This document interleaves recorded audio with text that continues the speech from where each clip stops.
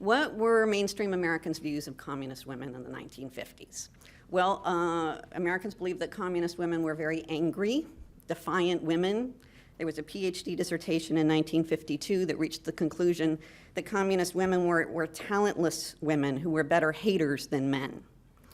It was also commonly believed that communist wives dominated their husbands and sons, that they emasculated them, and finally, that they had no capacity for empathy or emotion.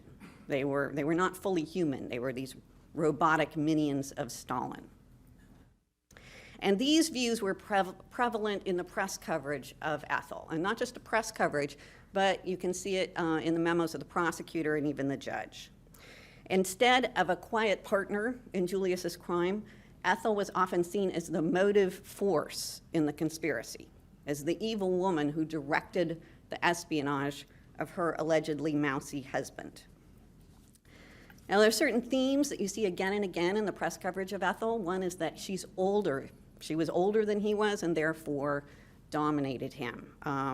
For example, when he sentenced her to death, Judge Kaufman said, "She is a mature woman, 3 years older than her husband. She was a full-fledged partner in his crime."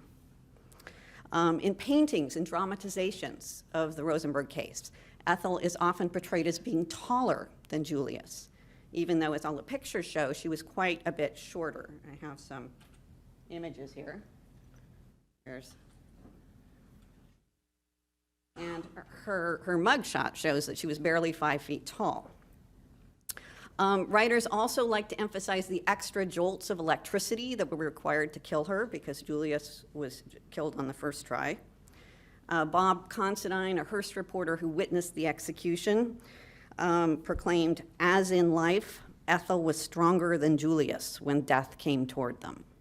And this was again and again in the press coverage of the execution, that once again here was proof that Ethel was actually the key force, the stronger one. Reporters commonly compared her to a spider who eats her mate. The New York World Telegram and Sun wrote, "There is a saying that in the animal kingdom, the female is the deadlier of the species. It could be applied to Julius and Ethel Rosenberg."